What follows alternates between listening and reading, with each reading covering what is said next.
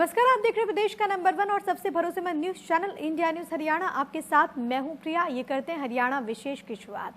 पंडित दीनदयाल उपाध्याय की जयंती पर प्रदेश भर में कार्यक्रम का आयोजन किया गया। वेबिनार से जुड़े मुख्यमंत्री मनोहर लाल ने आत्मनिर्भर भारत को लेकर कहा कि सरकार इसके लिए कई कदम उठा रही है। प्रदेश में निवेशकों के लिए बेहतर माहौल बना है। ईज ऑफ डूइंग बिजनेस में प्रदेश काफी आगे है। बिजली की कोई कमी नहीं है। सीएम ने यह भी कहा कि रोजगार में स्किल डेवलपमेंट के लिए कई कदम उठाए गए हैं। 5 लाख लोगों को नौकरियां दी गई हैं। कृषि क्षेत्र के अंदर आज आधुनिक तौर पर किस प्रकार से हम खेती को आगे बढ़ा सकते हैं, गुणवत्ता कैसे बढ़ा सकते हैं। हमारे ग्रीन रेवोल्यूशन आया, हमने मात्रा तो अपने यहाँ अच्छी बना ली। एक समय था कि हमारी आबादी 30 करोड़ थी, हमारे पास 30 करोड़ आबादी को भी अन्न खिलाने के लिए नहीं था। आज हम 130 करोड़ लोगों के पेट को भर रहे हैं और फिर भी उस अन्न को हम एक्सपोर्ट करने की स्थिति में भी हैं। लेकिन वहीं कमी दूसरी गुणवत्ता की है। उस गुणवत्ता को ठीक करने के लिए हमने उस ओर आगे बढ़ना शुरू किया। हमने क्वालिटी ऑफ प्रोडक्ट्स, ऑर्गेनिक खेती करके वो शुद्धता उसकी कैसे बढ़े, इस ओर आगे बढ़ रहे हैं।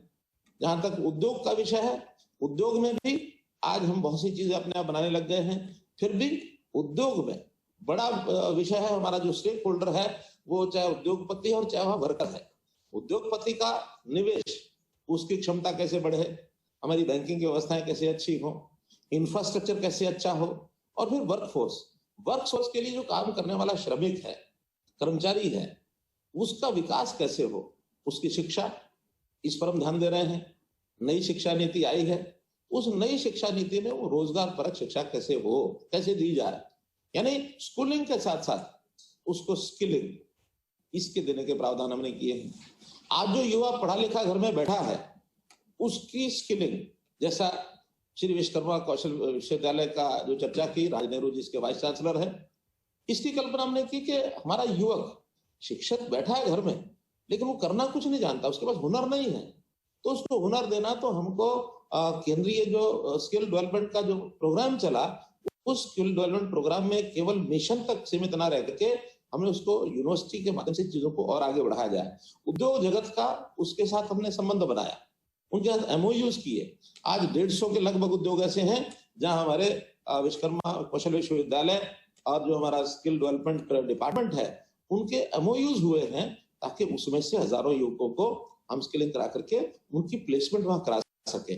तो इस प्रकार से ये सारे विषय हमने उद्योग के साथ जुड़ करके किए। ईज ऑफ डूइंग बिजनेस की बात आई, हमारे यहाँ हरियाणा में मैं कह सकता हूं कि बेस्ट प्रेफर्ड एक डेस्टिनेशन देश और दुनिया के निवेशकों के लिए बना है। यहाँ कोई कमी हमारे यहाँ नहीं है, इंफ्रास्ट्रक्चर की कमी नहीं है। ईज ऑफ डूइंग बिजनेस में भी हम उत्तर भारत के प्रदेशों में बहुत आगे हैं। और हमारे यहाँ लैंड चूंकि दिल्ली कैपिटल एरिया के नजदीक होने के नाते से जरूर महंगी है, तो उसमें भी हमने प्रावधान किया है कि लैंड खरीदने की बजाय लीज बेसिस पर लैंड, सरकार जमीन खरीद के या पंचायतों की हमारी जमीन लीज बेसिस पर भी हम एंटरप्रेन्योर्स को वो दिलवाएंगे, ऐसा हमने प्रावधान किए हैं। बिजली की कोई कमी नहीं है, वाटर सप्लाई भी उद्योग के लिए जितना आवश्यक है वो सब हम दे रहे हैं।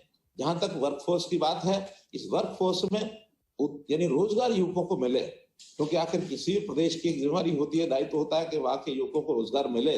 उस रोजगार में जहां कहीं स्किलिंग की आवश्यकता है, वो प्रावधान अब शुरू हो गए हैं, क्योंकि एक लंबा प्रोसेस होता है।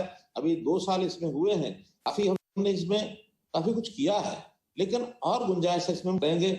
हमने सक्षम युवा योजना ये शुरू की, उसके अंदर 100 घंटे प्रति महीने का काम देने की योजना जो बनाई, 1,04,000 युवकों को हमने उसमें काम दिलाया है। हमने स्टैंडअप इंडिया, स्टार्टअप इंडिया, लगभग 4,000 युवकों को जिनका रजिस्ट्रेशन हो गया है, जिन्होंने काम शुरू किया है। इसी प्रकार से मुद्रा योजना के अंतर्गत लगभग 14,000 करोड़ रुपए का लोन हरियाणा के युवकों ने उठाया है।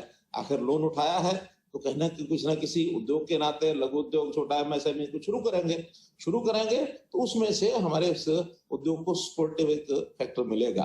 तो इस प्रकार से हम इन चीजों को काफी आगे बढ़ा रहे हैं।